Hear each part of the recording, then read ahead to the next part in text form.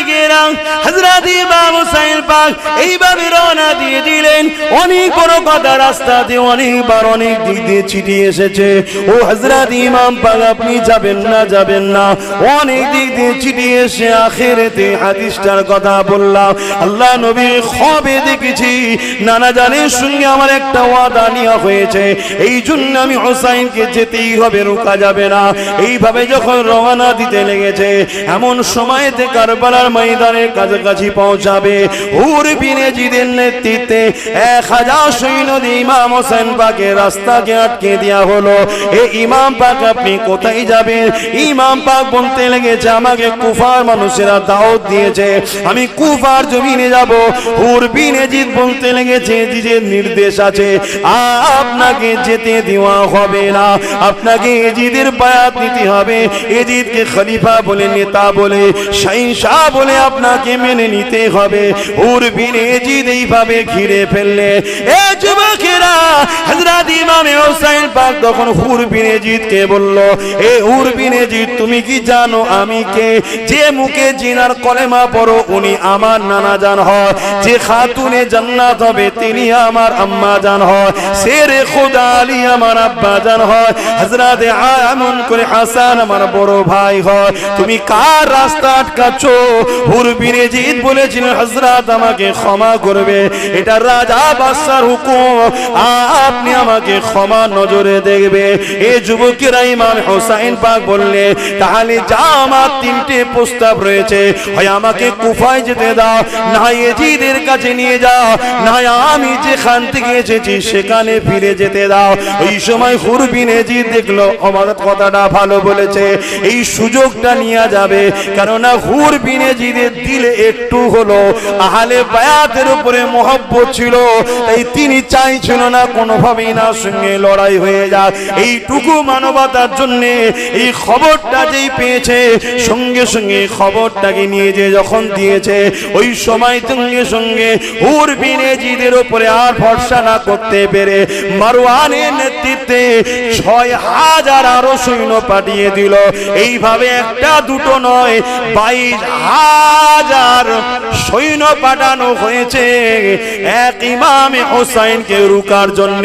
আমি জানতে চাইছি ইমামে হোসেন তো লড়াই করার জন্য যুদ্ধের সামানও নিয়ে যায়নি, ইমামে হোসেন তো দাওয়াত অ্যাকসেপ্ট করে দিয়ে কুফার জমিনে দাওয়াতে যাচ্ছে। যদি কেউ লড়াই করতে যাবে তো দুধের বাচ্চাকে কেন সাথে নিয়ে যাবে, স্ত্রী বউ বাচ্চাদের কেন সাথে নিয়ে যাবে?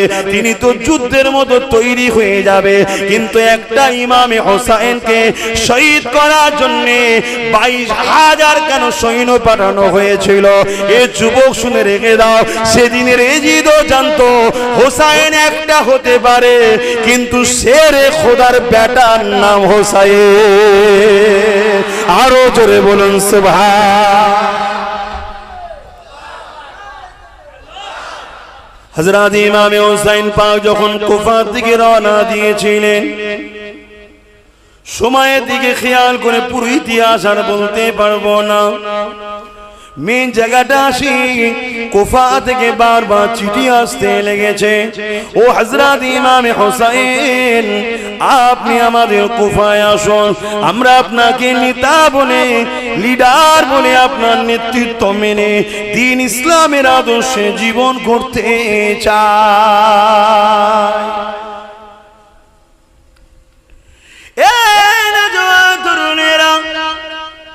এই চিঠিখানা নিয়ে গে আল্লাহ নবী নওয়াজা হযরত ইমাম হোসেন পাক সাহাবা হুজুরদের মধ্যে যিনারা হায়াতে ছিলেন দেখাতে লেগেছেন, দেখুন আপনারা যেতে নিষেধ করছেন।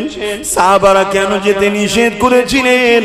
কেননা কুফার মানুষেরা ইতিপূর্বে আল্লাহ নবী জামাতা হযরত শেরে খোদা আলী হুজুরের সঙ্গে ধোঁকা প্রতারণা দিয়েছিল, অথচ কুফাকে কেউ কেউ চিনত না। আল্লাহ নবী মাতা হযরত আলী রাদিয়াল্লাহু তাআলা যখন আপনি পৃথিবী খলিফা হন তখন তিনি মদিনা থেকে এমন করে সেই দরবারকে রাজ দরবারকে কুফার জমিনে নিয়ে গিয়েছিলেন। বিশেষ কারণ ব্যবসার জন্য ছিল, যেটা অবশ্যই উন্নতি ভালোর জন্যই করেছিলেন, কিন্তু কুফার মানুষেরা বড় ধোঁকা দিয়েছিল। মাওলা আলী শের খোদাকে ফজরের নামাজ একসাথে পড়ে নিয়ে হুজুরকে কতল করেছিল এই নামাজি মুনাফিকেরাই। তাই নবী সাহাবারা বলেছিলেন আপনার আব্বাকে কুফা মানুষরা ধোঁকা দিয়েছে, আপনি কুফার জমিনে যাবেন না। ছিটিয়ে এসেছে তো কি হয়েছে, আপনাকে ছাড়ব না, কেননা আপনি হলেন রাসূলের চোখের মতি, আপনি ইসলামের জ্যোতি, আপনাকে আমরা হারাতে কোনো দিন পারব না। আবার কিছুদিন পর একটা চিঠি এলো, তাতে অনেক লোকের সই এবং লিখতে লেগেছে যদি আপনি না আসেন, ধোঁকাবাজদের কাজ দেখুন, যদি আপনি না আসেন কিয়ামতের দিন আল্লাহর কাছে আপনার বিরুদ্ধে নালিশ দেব। আর আল্লাহ ওয়ালাদের ঘরে শুধু আল্লাহর দোহাইটা দিলেই তারা, দিল্লিতে একটা মাজার আছে, দিল্লি যে দেয়ালটা দেখবেন হিলে আছে, ওই দেয়ালটা যদি পিঠ ঠেকিয়ে করেছিলেন, ওনার পীরের নাম ছিল হযরতে কাসেম রাহমাহুল্লাহ।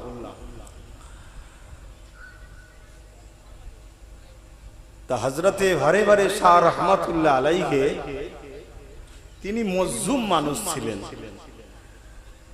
অনেক বড় ইতিহাস। তাকে কিছু মানুষ ফতোয়া দিয়ে কতল করেছিল, শহীদ করেছিল। তো উনি কি করতেন, তারা যখন নামাজ পড়তে দাঁড়াতো উনি তাদের সামনেতে ছুটোছুটি করতেন, শহীদ হয় ইন্তেকাল হওয়ার পরও। এই অবজেকশনটা ওনার পীরের মাজারে গিয়ে দিয়েছিল, হুজুর আপনার মুরিদ এই করছে। তখন বলেছিলেন তুমি এর পরে বারে যখনই আসবে শুধু বলবেন হুজুর আমাদের ভুল হয়েছে, আল্লাহর রাস্তায় আপনি সরে যান, শুধু আল্লাহর নামটা নেবে। তাই নিয়েছে, পরের বারে সেদিন থেকে আর কোনোদিন হুজুর আসে না। আল্লাহর ওলিরা আল্লাহ নামে একদম মোমের মতো গলে যায়। তাহলে আল্লাহর ওলিরা যদি আল্লাহ নামে গলে যায়, হোসাইন পাককে যদি বলা হয় আল্লাহর কাছে বিচার দেওয়া হবে, তিনি আর কারো কথা শুনবে? হুজুর সবাইকে দেখাচ্ছে দেখো চিঠি এসছে এবং আমি না গেলে ধরবে। হযরত ইমাম হুসাইন পাক তাই সঙ্গী সাথীদের ঘরে নিয়ে রওনা দিলেন। মক্কার বাইরে যখন বেরোতে যাবে অনেক সাহাবা ভাইরা তিনাকে আটকাতে লাগলো। এই আটকানোতে এটা সত্যিকারের লড়াই নয়, ভালোবাসার একটা ঠেলাঠেলি পর্যন্ত হয়ে গেল। তথাপি ইমাম পাক আল্লাহর দ্বীনের জন্য, যাতে করে আমার নানার উম্মতেরা একজন সারাবিকে লিডার বলে না মানে, যাতে করে আমার নানার উম্মতেরা একজন চরিত্রহীনকে লিডার বলে না মানে, যাতে করে আমার নানার উম্মতেরা একজন জুয়াখোর, একজন সমাজ বিরোধী, প্রজাদের উপরে জুলুম করে এরকম জালিম শাসকের নেতৃত্ব না মানে। আর আজকে তো আমরা খুশি মনেই মানি নাকি? আজকে খুশি মনেই সব মানে, ভালো ভালো ঘরের লোকেরা মানছে, আপনারা আম মানুষ কি দোষ করেছেন। তবে বিচার বা ভালো ভালো ঘর নিয়ে হয় না, বিচার আল্লাহর বান্দার সঙ্গে হবে। কে জাহান্নামে যাচ্ছে দেখে লাভ নেই, আপনি পরিবর্তন হন। এ নওজোয়ান তরুণেরা, এ নবী পাকের প্রেমিকেরা, হযরত ইমাম হুসাইন পাক এইভাবে রওনা দিয়ে দিলেন। অনেক বড় কথা, রাস্তাতে অনেকবার অনেক দিক দিয়ে ছিটিয়ে এসেছে।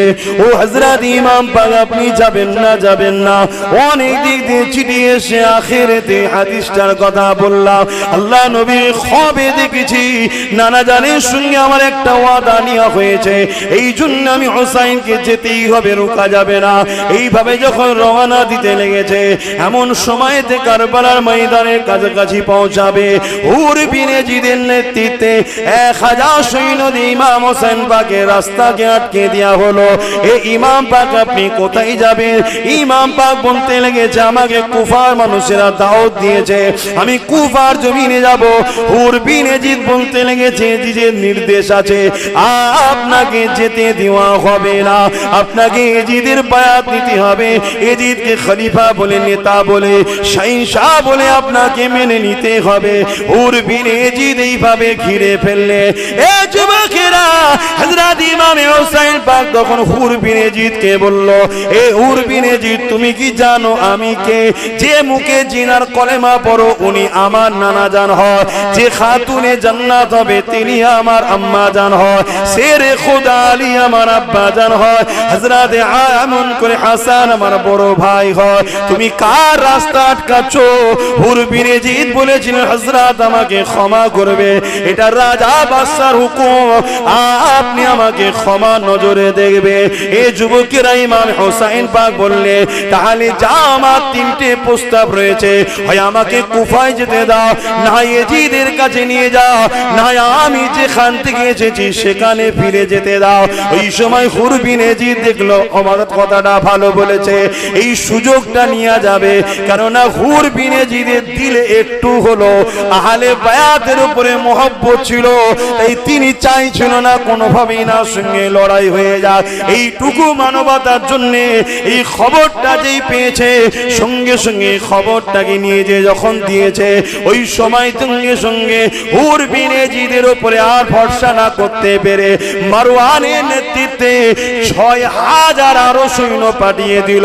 এইভাবে একটা দুটো নয় 22000 সৈন্য পাঠানো হয়েছে এক ইমামে হোসেনকে রুকার জন্য।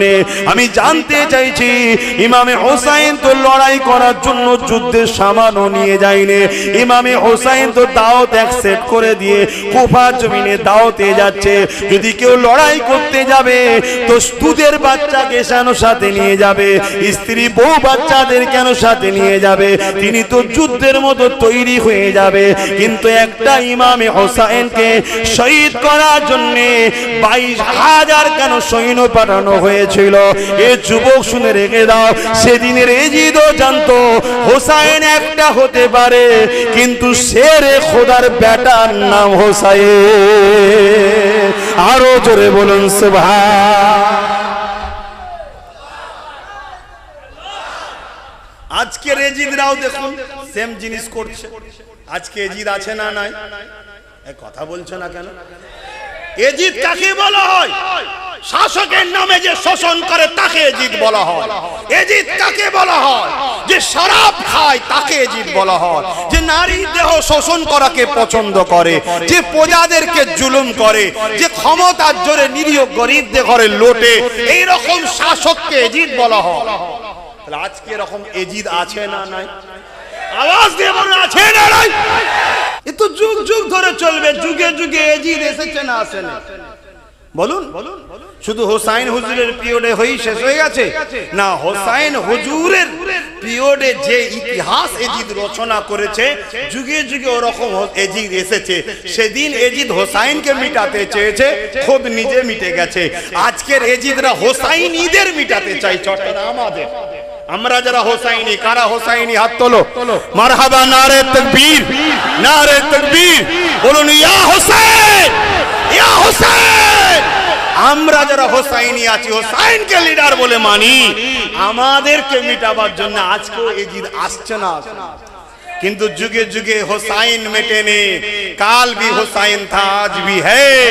ইয়াজিদ কাল মিটেছে, আজকের ইয়াজিদরাও মিটছে বা বাধ্য হবে। জোরে বলুন ইনশাআল্লাহ। আল্লাহ নবী বললেন বাবারা চোখটা একবার বন্ধ করো, তোমাদের জন্য আমি রাসূলুল্লাহ পৃথিবীর শ্রেষ্ঠ হুর আমি আনিয়ে দেব। কোথা থেকে আনবেন? চোখটা বন্ধ করো বাবা।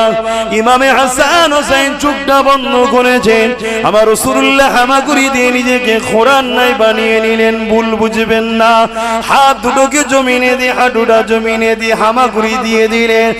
আসো, তোমাদের চোখ হলো ঘোড়া তৈরি হয়ে গেছে, পিঠের ওপরে উঠে বড় ভেবে দেখেন জানে সুলতান আল্লাহর দোস্ত, যে বাচ্চা দুটোর জন্য নিজেকে কোরআন নাই বানিয়ে পিঠে টিপে মদিনার বারান্দাতে এক প্রান্ত থেকে অপর প্রান্তে নিয়ে যেতে লেগেছে, ওই বাচ্চা দুটোর নাই বাচ্চা পৃথিবীর জমিনে আর কোনোদিন আসবে না। তাকেও একদল মুনাফিকেরা রাজ ক্ষমতার জন্য কতল করতে পিছনে। এই দুনিয়া বড় স্বার্থপর, এই দুনিয়া বড় ধোকার জায়গা। এই লোভ লালসা যে বাঁচাতে পেরেছে সেই তো আল্লাহর জান্নাতে যাবে। এত সহজ নয়। তোমার আমার মতো লোককে তো মারতে এক সেকেন্ড লোকের হাত কাঁপবে না।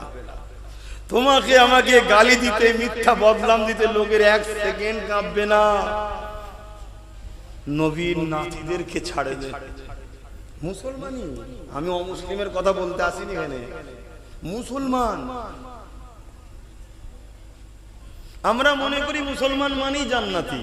না ভাই, মুসলমান মানে জান্নাতি নয়, মুমিন মুসলমান জান্নাতি। প্রত্যেকটা মুমিনই মুসলমান, কিন্তু প্রত্যেকটা মুসলমান কিন্তু মুমিন নয়। খুব ভালো করে বুঝবেন। আল্লাহ নবীর পিঠে বসে হুজুরের চুলকে দুজনে মিলে ধরেছে। হুজুর বাবরি চুল রাখতেন, বাবরি চুল রাখাও সুন্নাত, আর এক লেভেলের চুল ছোট ছোট রাখাটাও সুন্নাত। তিন ধরনের সুন্নাত আছে। তো হুজুর বেশিরভাগ সময় বাবরি চুল রাখতেন। হুজুরের এই চুলের হাদিস কয়েক হাজার, কয়েক লাখ শুধু চুলেরই হাদিস আছে। জোরে বলুন সুবহানাল্লাহ। ঈমান আগে, ঈমান। ঈমান রাসূলকে ভালোবাসার নাম, নবীকে আদব করার নাম। আর নবী নিজে বলছেন, আল্লাহ হাসান হোসেনকে আমি ভালোবাসি। যারা হাসান হোসেনকে ভালোবাসে আল্লাহ আপনি এদেরকে ভালোবাসবেন, তাদেরকে। জোরে বলুন সুবহানাল্লাহ। অপরাধী শরীফের মধ্যে আছে, যারা আমি রাসূলুল্লাহকে পেতে যায় তারা যেন হাসান হোসেনকে মহব্বত করে। যারা হাসান হোসেনের সঙ্গে বক্স রাখবে, দুশ্মনী রাখবে, হাসান হোসেনকে আঘাত দেবে, আমার মালিক আল্লাহ আপনার কাছে আমি রাসূল দোয়া চাই, আপনিও তাদের উপরে বক্স রাখুন, তাদের উপরে আপনার আযাব রাখুন। এ যুবকেরা, তরুণীরা, বাপেরা, এ নবী পাকের প্রেমিকেরা, ইমামে হাসান হোসেন ছোটবেলা থেকে নবীর কোলে পিঠে কাঁধে করে বড় হয়েছে। আল্লাহ নবী যখন কোন সফরে যেতেন, ইমামে হাসান হোসেন দুজনকে দুই কাঁধে নিতে, দুই ভাই নবী পাকের চুল মুবারককে ধরে বসতো। যারাই দেখতো তারাই বলতো সওয়ারিটা বড় দামি, অর্থাৎ যার উপরে সওয়ার হওয়া হয় তাকে সওয়ারি বলা হয়, অর্থাৎ আমার রাসূলুল্লাহ বড় দামি প্রশংসা করে। যখনই কেউ বলে সওয়ারিটা বড় দামি, আল্লাহ নবী এক মুহূর্ত দেরি করতো না, সঙ্গে সঙ্গে তার দিকে লক্ষ্য করে বলতো, আপনি সওয়ারিটা দামি দেখতে পাচ্ছেন, সওয়ার দুটোকে কি দেখতে পাচ্ছেন না? আমি মুহাম্মদ জানিয়ে দিই, সওয়ারি যেমন দামি, তাদের উপরে যে দুজন বসে আছে ওই সওয়ার দুটোকেও আল্লাহ পাক দামি বানিয়েছে।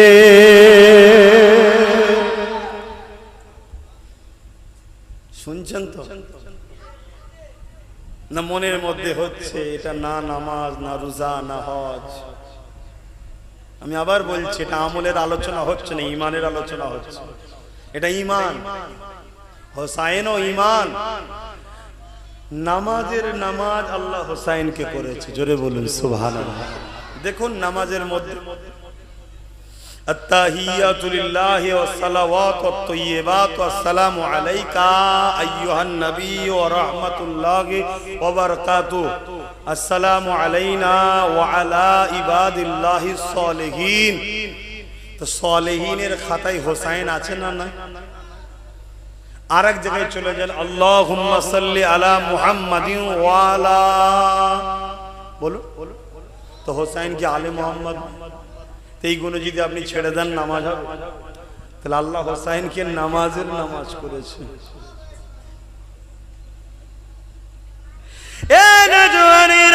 পৃথিবীতে আমি আপনি কি নামাজ পড়েছি জানি না, কিন্তু কারবালা জমিনে হোসাইনের সিজদা, ওই সিজদা জমিন আজও মনে রেখেছে, আসমানও দেখেছে, কায়নাতও দেখেছে।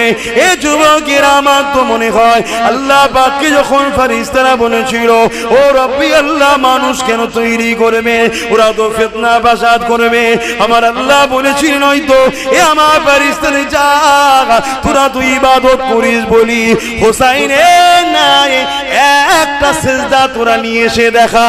না না, পারবি না, পারবি না, কেন আমার হোসাইনের জোড়া দ্বিতীয় সিজদা জমিনে হয়নি আর হবে না। যেখানে 22,000 সৈন্য দাঁড়িয়ে আছে আমার হোসাইনকে শহীদ করবে বলে, যেখানে 22,000 তীর তরোয়াল নিয়ে দাঁড়িয়ে আছে আমার হোসাইনকে কতল করবে বলে, যেখানে 22,000 সৈন্য ঝাঁকে ঝাঁকে আসছে আমার হোসাইনকে কতল করে দেবে বলে, এ যুবকেরা হোসাইন তরোয়াল চালাতে লেগেছে। বেঈমানিরা, জাহান্নামীরা, জাহান্নামের কুত্তারা দুটুকরো হয়ে জাহান্নামে যেতে লেগেছে। হোসাইনের তরোয়ালের সামনে কেউ দাঁড়াতে পারছে না, সীমার মাথায় হাত দিয়ে বসে গেছে। আজ পৃথিবীর দুশ্মন এক জায়গায় হয়ে গেল, আলীর বেটাকে কেউ থামাতে পারবে না, শেরে খুদার বেটাকে কেউ থামাতে পারবে না। হঠাৎ করে দেখা যায় ইমামে হোসাইনের তরোয়াল থেমে গেল, ঘোড়ার পিঠ থেকে নামতে লেগেছে। দুশ্মন চতুর্দিকে ঘিরে দূরে দূরে দাঁড়িয়ে আছে, কেননা যে আগায় সেই তরোয়ালে দুটুকরো হয়ে যায়, তাই অন্তরে ভয় তাদের ঢুকে গেছে, তাই দূরে দূরে দূরে দূরে দাঁড়িয়ে আছে। সবাই অবাক হয়ে দেখতে লেগেছে কে থামালো হোসাইনকে, কে হোসাইনের তরোয়ালকে রুকে দিল, কি জন্য হোসাইন ঘোড়া থেকে নেমে গেল। এ যুবকেরা, দেখা যায় আমার হোসাইন পাক তরোয়ালটাকে রেখে দিয়ে আল্লাহ পাকের নামাজে দাঁড়িয়ে গেছে। অর্থাৎ এই জমিনে হোসাইনের তরোয়াল একমাত্র যিনি থামিয়েছে ওটা অন্য কেউ না, আল্লাহর প্রেম, আল্লাহর সিজদা থামিয়ে দিয়েছে।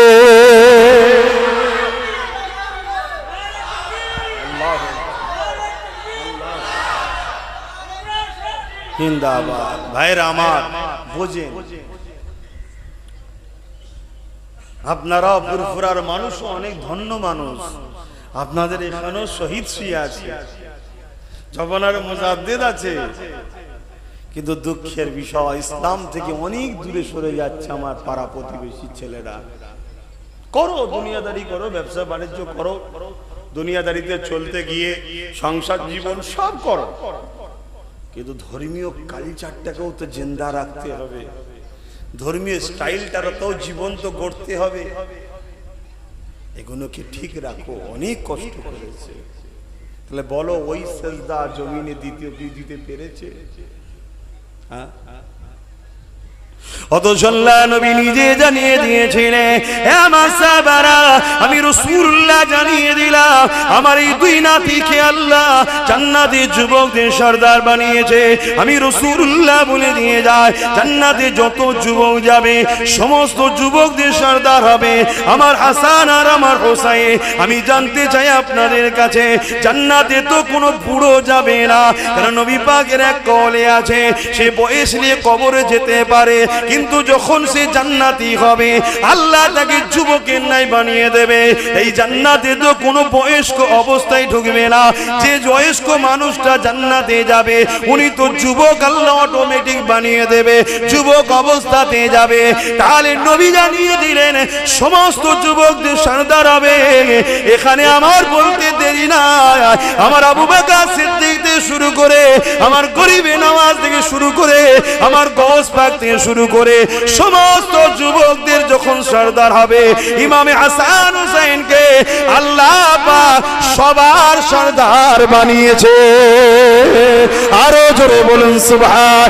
নারে দিবে দরুদ শরীফ, আল্লাহুম্মা সাল্লি আলা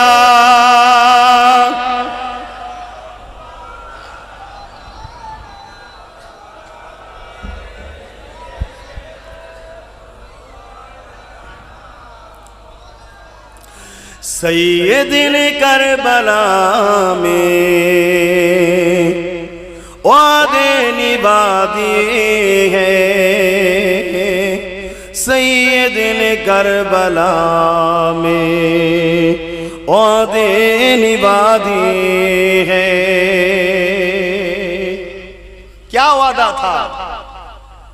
सैयद ने करबला में वादे निभा दिए हैं। क्या वादा था? हर साहबा ने रुके थे, आप कुफा में मत जाइए, फिर भी हुसैन कुफा गए। क्या राज है इसके पीछे? एक साहबी हुसैन को पूछे थे, आप बताइए क्या राज है? सब ने आपको माना कर रहे, आप कुफा में मत जाइए, फिर भी आप जा रहे, क्या राज है?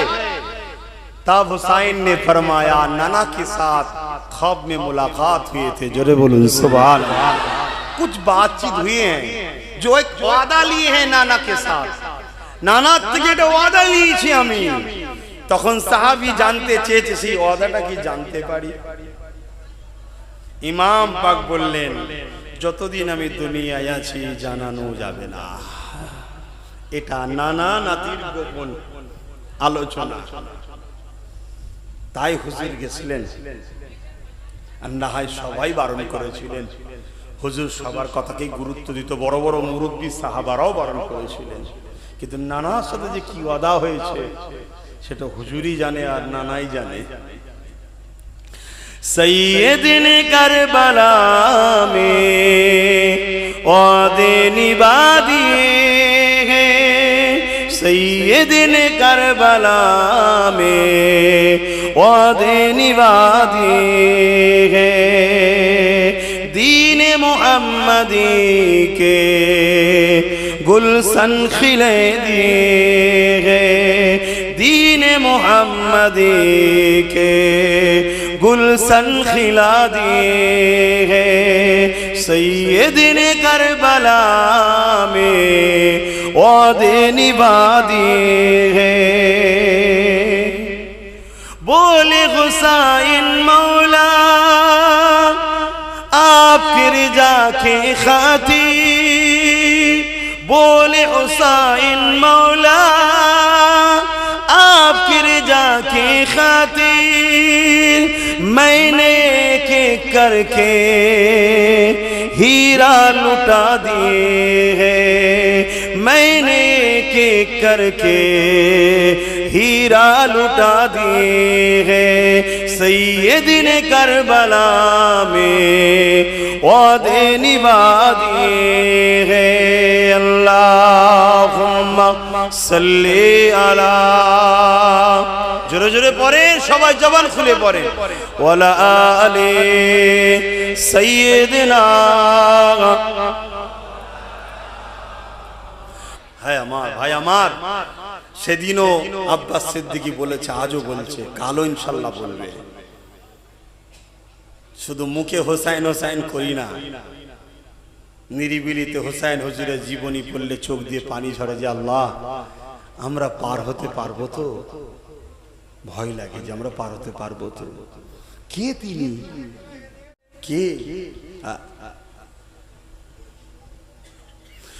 কে তিনি? হুসাইন শুনে রেখে দেন। কেন চিন্তা আমার মধ্যে আসে, হায় রে আব্বাস তুই জিন্দেগিতে কি করলি? আর আল্লাহ নবীর নওয়াজা ইমামে হুসাইনকে আল্লাহ কত কঠিন পরীক্ষা নিয়েছে, অথচ আল্লাহ হাসান হুসাইনকে কত ভালোবাসতো। একদিন দু ভাই হাতের লিখা করেছে, একটা জিনিস কিছু লিখেছে বা কিছু করেছে, লিয়েছে, মাকে দেখাচ্ছে, মা কাটটা ভালো হয়েছে বলো। তৎকালীন সময় যে সিস্টেম ছিল, পাথরের উপরে হোক চামড়ার উপরে হোক, যে সিস্টেম ছিল, লিখেছে কাটটা ভালো। খাতুনে জান্নাত দেখছে, আমি যদি হোসাইনের বলি হাসান দুঃখ পাবে, হাসানের বলি হোসাইন দুঃখ পাবে। দুটো বাচ্চাকেই আল্লাহ ভালোবাসে, আমি কার দিলটা ভাঙবার, কাকে খুশি করব? হযরতে খাতুনে জান্নাত বললেন তোমার আব্বার কাছে যাও, ফাইসাল্লাহ উনি করবে। हजरत मौला अलीर কাছে চলে গেলেন। हजरत मौला अली के जितना सालाम দিয়ে বলতে লাগলেন, আব্বু জান আপনি ফয়সালাটা করে দিন। আম্মার কাছে গিয়েছিলাম, আম্মা আপনার কাছে পাঠিয়েছে, কার হাতের লেখাটা ভালো?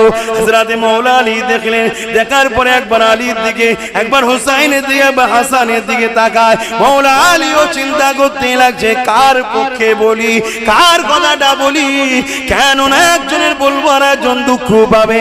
এই বাচ্চার মধ্যে কাউকে দুঃখ দিতে আমি আলী চাই না, কারণ আল্লাহ যাদেরকে ভালোবাসে আমি আলী কি করে দুঃখ দিই। এই জন্য হযরতে আলী বড় প্ল্যান করে বললে, বাবারা সব থেকে উত্তম ইনসাফ করনেওয়ালা হলো নবী মুহাম্মদ আরবি সাল্লাল্লাহু আলাইহি সাল্লাম। তিনি তোমার নানা, তুমি তোমার নানার কাছে চলে যাও। হযরতে আলী রাদিয়াল্লাহু তাআলা হুজুরের কাছ থেকে বিদায় নিয়ে নানা জানের দরবারে চলে গেলেন। নানা জান আমরা দু ভাই লিখেছি, কার লেখাটা ভালো বলো। আল্লাহ নবীও দেখে বড় চিন্তিত হয়ে বললেন, বাবা প্রশ্ন তো বড় কঠিন হয়ে গেছে, কারণ নবীও চান না এই দুই বাচ্চার মধ্যে কেউ একজন দুঃখ পায়। এ যুবকে আমার এলাকার মানুষেরা, ও আমার নানার দেশের মানুষেরা, মামুরা মামারা সঙ্গে রেখে দেয়, জেনে রেখে দেন।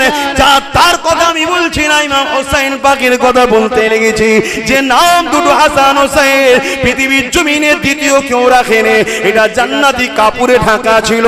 ইমাম হাসান আসার সময় হাসান নামটা আল্লাহ জান্নাত থেকে বার করে জিবরিল দ্বারা নবীর কাছে পাঠিয়েছে। হোসেন দুনিয়া আসার পরে এই নামটা আল্লাহ জান্নাত থেকে পাঠিয়েছে। যাদের নামটা আল্লাহ জান্নাতের কাপড়ে লুকিয়ে রেখেছিল, এর আগে হাসান হোসেন নাম কারো ছিল না। সেই বাচ্চাদের কথা বলছি, তাদেরকে যারা শহীদ করেছে তারাও জাতা লোক ছিল না গো। তাদের মধ্যে কারো বাপ ছিল সাহাবী, তাদের মধ্যে কারো বাপ ছিল বড় বড় সব পোস্টের মারো, তাদের মধ্যে থেকে 3000 মুফতি ছিল, 7000 হাফেজে কোরআন ছিল। তারাই এসেই কিন্তু হোসেনকে শহীদ করেছে। কিসের স্বার্থে? শুধুমাত্র একটু একটু পদ পাবে। কেউ কোনো জায়গার মুখিয়া হবে, কেউ কোনো জায়গার একটুখানি গভর্নর হবে, কেউ কোনো জায়গার একটুখানি উঁচু ক্ষমতা পাবে। এই রাজ ক্ষমতার পদ লিবার জন্য সেদিন হোসেনের বিরুদ্ধে তারা লড়তে লেগেছিল। এ যুবকেরা, তরুণেরা, বাপেরা ঠান্ডা মাথায় একটু ভাববেন, চিন্তা করবেন। তাই বলে দিয়ে যায়, আল্লাহ নবী ওই সময়তে বললেন, বাবা তোমাদের বিচার ফয়সালাটা আমি মুহাম্মদ আল্লাহর হাতে ছেড়ে দিলাম। কথাটা কানে কানে চতুর্দিকে চলে গেছে, সব লোক জড়ো হয়ে গেছে। কি বিচার হয়? কার হাতের লেখা ভালো? আল্লাহ কার দিকে যায়?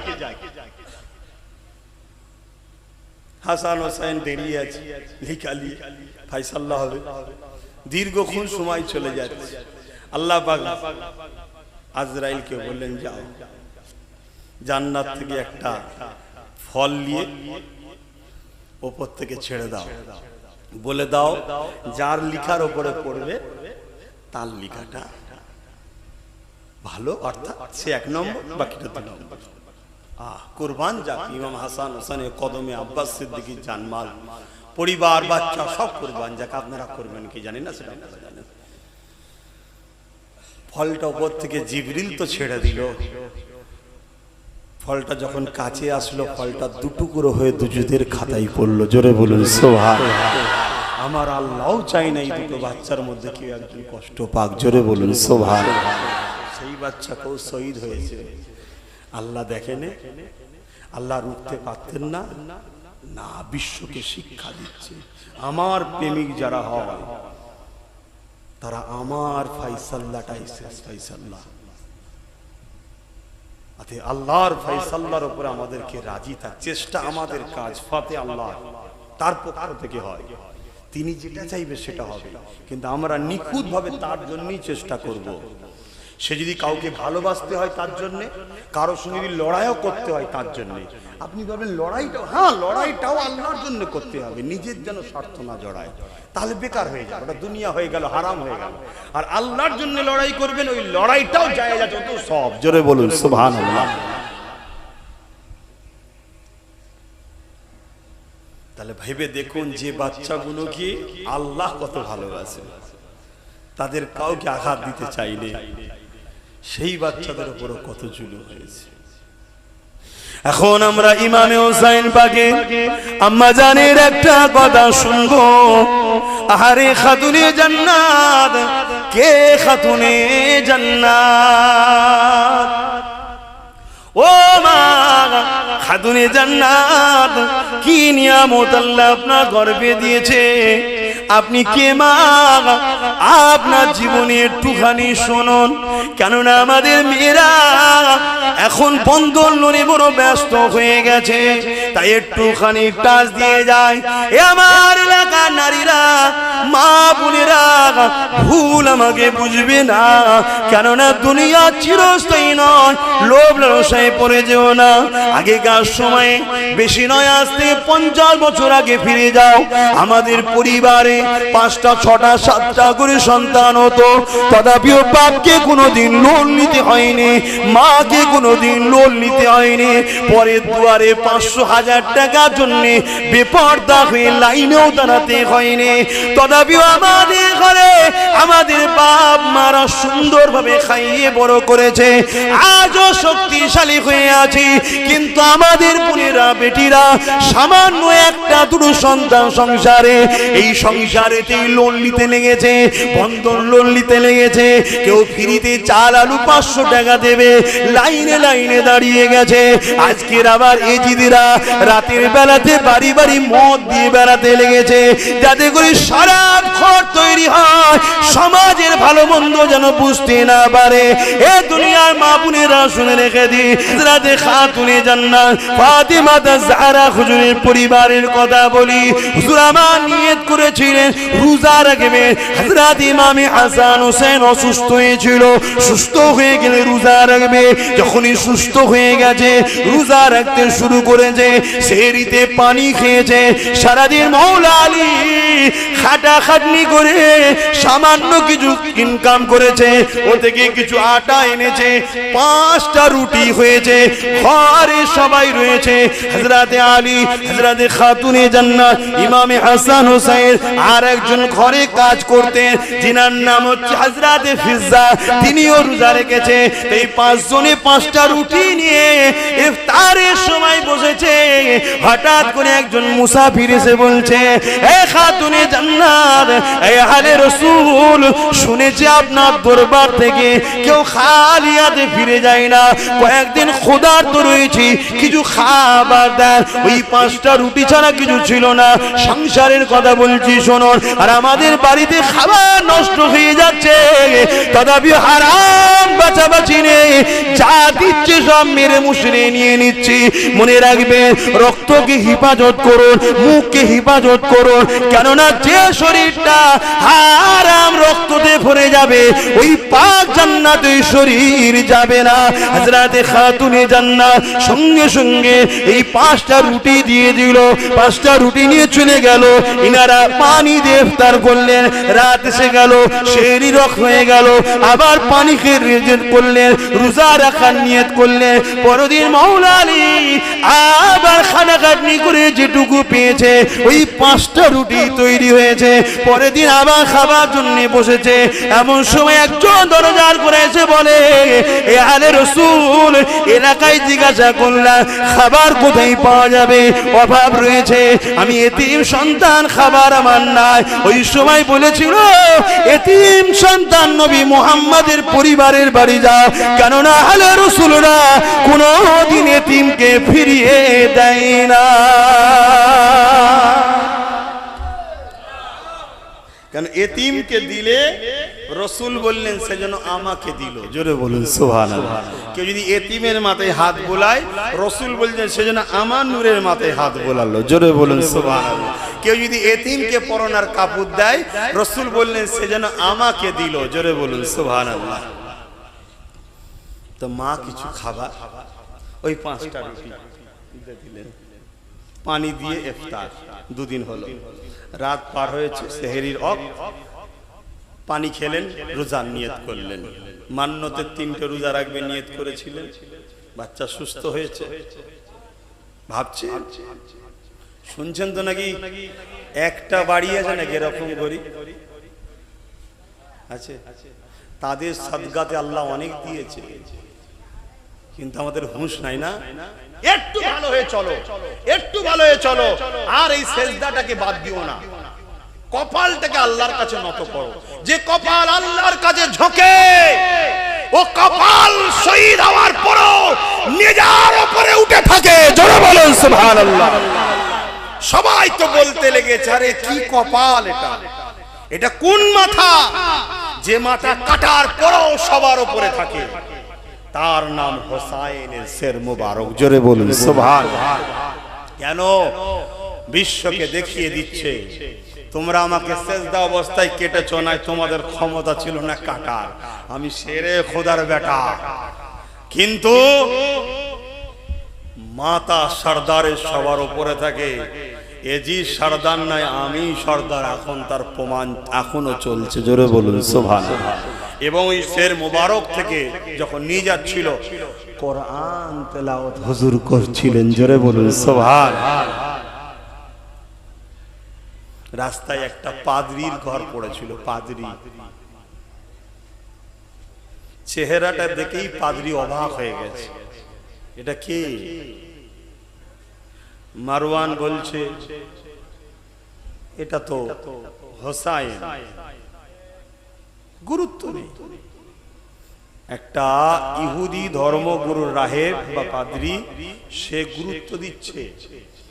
সে বলছে আজকে আমার বাড়ি থাকতেও দেবো এবং অনেক নজরানাও দেবো, শুধু একটা শর্ত, এই চেহারা মুবারকটাকে, শের মুবারকটাকে আমাকে একটুখানি আজকের দিনটা আমার কাছে একটু রাখতে হবে। রাখো, টাকা পাবো। ছেড়ে দিয়েছি। বুঝতে পারছো তো? টাকা টাকা টাকা টাকা করে মুনাফিকরা পাগলা হয়ে যায়। ছেড়ে দিয়েছি। সুন্দর করে নিয়ে যে নিজের ঘরে শের মুবারকটাকে রেখেছে, রেখে তাকে বড় আদর করছে। হুজুর ইমাম হোসেন পাকের শের মুবারক যেন মনে চামনা সামনে কথা বলছে যে ইমাম, আমাদের নবীর বাচ্চাদের ঘরে আমরা খোদার বেটা বলেছি, আর তোমরা নবীর বাচ্চা, তোমার নবীর উম্মতরা তোমাদের ঘরে জবাই করে দিল। শুনছেন? তুমি যদি আমার নবীর বংশে আসতে ইমাম, তোমাকে কি সুন্দর দেখতে, তুমি কত সম্মানিত, তোমাকে আমরা অনেক সম্মান দিতাম, কিন্তু তোমার নবীর উম্মতেরা তোমাকে শহীদ করে দিল। এভাবে ওই রাহেব কাঁদছে আর হোসাইন হুজুরের সার মুবারককে বড় আদবের সাথে যত্ন করছে। হঠাৎ করে উনি যখন নিজের ঘরে চলে গেছে, কিছুক্ষণ পর দেখছে হুজুর ওই রাহেবের ঘরটা আলোয় আলোকিত হয়ে গেছে।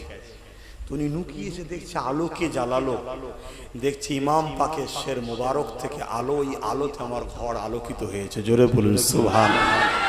নূর আলা ঘরের সন্তান এবং আল্লাহর আসমানের দিকেও চলে গেছে আলো।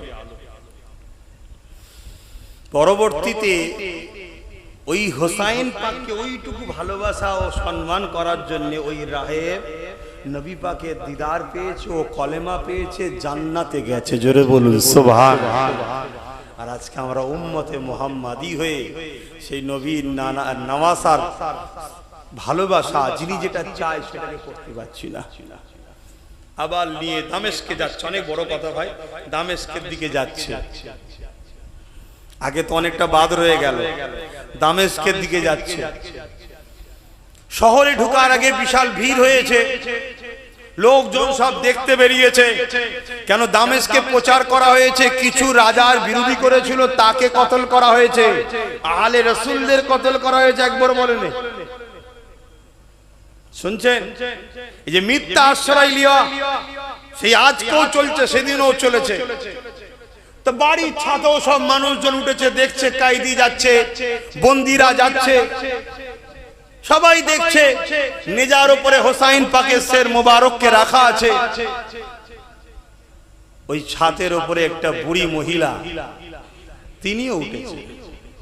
তিনি উঠে কায়দিদের ঘরে দেখে বা বন্দীদের ঘরে দেখে তিনার মধ্যে একটা দয়া হয়েছে। তিনি কিছু পানি, কিছু খাবার, কিছু জামা কাপড় প্রয়োজনে দিয়ে পাঠিয়েছে। দিয়ে পাঠাতে হযরত ইমামে হোসাইন হুজুরের বোন এই দৃশ্যটাকে দেখে সব বন্দী হয়ে আছে, আহারে আহলে রাসূলদেরকে বন্দী করেছে। ভেবে দেখুন, আল্লাহ আমাদেরকে ছেড়ে দেবে মনে হয় সেই ইতিহাস পড়লে? হ্যাঁ, যে আমরা কি করছি। খাতুনটাকে, মহিলাটাকে ডেকেছে, মহিলাটা আসতে তা জিজ্ঞেস করছে, এই মহিলা বয়স্ক মা, তুমি কি মনে করে আমাদেরকে এই কাপড় চোপড় দিলে? বলছে তোমরা বন্দি আছো, কত কষ্ট হচ্ছে, ধূপের মধ্যে রয়েছো। বলছে সারা রাস্তা এলাম, কেউ তো আমাদের দিকে ঘুরেও তাকায় না, খোঁজও লাইনি, তো তুমি কি মনে করে দিলে মা? বলছে ছোটবেলায় আমি ফাতেমার কাছে, সৈয়দনা ফাতেমা হুজুরের ঘরে কাজ করতাম, ওই যে ফিজ্জা কাজ করতাম। তখন উনি যখন মদিনা শরীফে চলে গেলেন, আমি যখন ওখান থেকে আমার দেশে যখন বিবাহ শাদী হলো চলে এলাম, তখন আমাকে সৈয়দনাকে জিজ্ঞেস করেছিলাম, খাতুনে জান্নাতকে, যে আমাকে কিছু একটা ওসিয়াত করুন, আমি সেটার উপর আমল করব। তখন হযরতে ফাতেমা জাহরা বলেছিলেন, মা ওই মহিলাকে বলেছিলেন, বেটি যখনই কোন দামেস্কে কায়দি বন্দি যাবে তাদের সঙ্গে তুমি ভালো ব্যবহার করবে। কেন ফাতেমা হুজুর জানতেন আমার বাচ্চাদের ঘরে নিয়ে যাবে। তো আজকে আপনাদের ঘরে দেখেছি সেই ফাতেমা হুজুরের সেই কথাকে সামনে রেখে আমি আপনাদের খেদমত করলাম। এখন ইমাম পাকের বোন জিজ্ঞাসা করছে যে বলুন, আপনি তো আমাদের উপকার করলেন, আমি আপনাদের জন্য, আপনার জন্য কি দোয়া দিতে পারি? আমার তো কিছুই নাই। তখন ওই মহিলা বলছে, খাতুন বলছে, আমার জীবনের একটা শেষ আশা আছে, আমি তো বুড়ি হয়ে গেছি, যখন আমি ছিলাম ছোট হোসাইনকে দেখেছিলাম আর তার বোনকে দেখেছিলাম জাইনাবকে, যদি একটাবার আমার দেখা হয়ে যায় এটাই আমার আশা। তখন হযরতে জাইনাব হুজুর বলছেন, মা তোমার দোয়া এটাও কবুল হয়েছে, আমি হলাম সেই জাইনাব, আর ওই যে শের মোবারক দেখছো কাটা, ওটাই হলো তোমার সেই ছোটবেলার হোসাইন। হ্যাঁ, এ দুনিয়া বড় স্বার্থপর, এরা দুনিয়া স্বার্থে আহলে রাসূলদের ঘরেও ছাড়েনি, আজ আমাদের ঘরে ছেড়ে দেবে, এটা ভাবছেন কেন? কেন ভাবছেন যে আমাদেরকে ছেড়ে দেবে? এইভাবে অনেক বড় কথা। হুজুরের শের মোবারককে নিয়ে গিয়ে দামেস্কে রাখা হলো মারওয়ানের কাছে। হতভাগা মারওয়ান হুজুরের শের মোবারককে নিচেই রেখে নিজের সিংহাসনে বসে আছে এবং ছড়ি দিয়ে আমার রাসূলের নওয়াসা হোসাইনের মুখে মেরেছিল, শুধু সিংহাসনের ক্ষমতার জোর। আহা, অথচ আল্লাহ নবী যে ঠোঁটে সর্বসময় চুমা দিতেন, যখন হোসাইনকে পিপাসা লাগতো আল্লাহ নবী নিজের জিহ্বা মুবারককে বার করে দিতেন। নানা জানেন জিহ্বা মুবারককে চুষতেন আর হুজুর বলতেন, আমার বাচ্চাকে পিপাসার লাগবে না।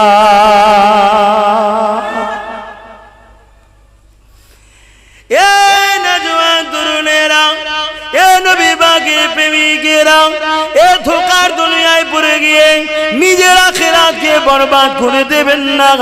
জিন্দেগিতে যে মরেই থাকেন না কেন, জিন্দেগিতে যে শহরেই থাকেন না কেন, জিন্দেগিতে যে রাজার রাজত্বেই থাকেন না কেন, অন্যায় সঙ্গে আপোষ করবেন না, হক কথা বলুন, অন্যায় বিরোধিতা করুন। কেননা আমার রাসূলুল্লাহ জানিয়ে দিয়েছেন, জালিমরা কখনো আমার শাফাআত পাবে না। আর কোরআন জানিয়ে দিল, কুনতুম খায়রা উম্মাতিন উখরিজাত লিন-নাস তা'মুরুনা বিল মারুফ ওয়া তানহাউনা আনিল মুনকার।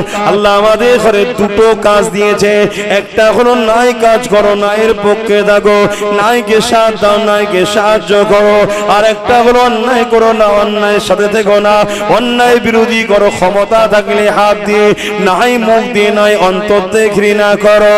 এই যুবকেরা, তরুণেরা, আজ বড় দুঃখের কথা, ভালো ভালো ঘরের মানুষেরা তারা আজকে প্রকাশ্য অন্যায় হচ্ছে দেখছে, তথাপিও সাফাই দেবার জন্য চেষ্টা হয়।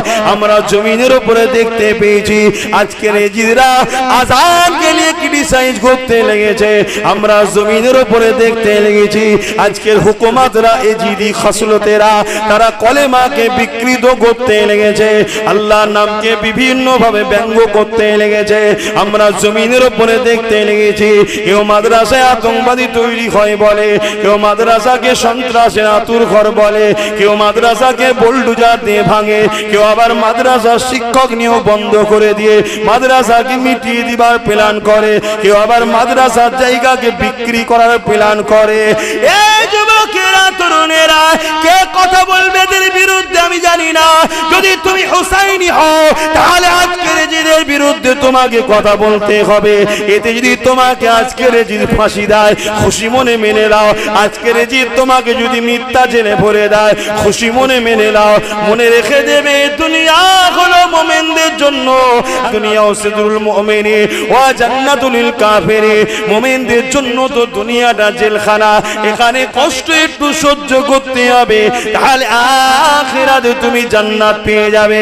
আরে খাতুনে জান্নাত 3 দিন এইভাবে রোজা রেখেছে, ইফতার যখনই করতে বসেছে মুসাফির এসেছে ইফতার তিনাকে দিয়ে দিয়েছে, চতুর্থ দিনে আর উঠার মতো ক্ষমতা না, আল্লাহ নবী চলে এসেছে।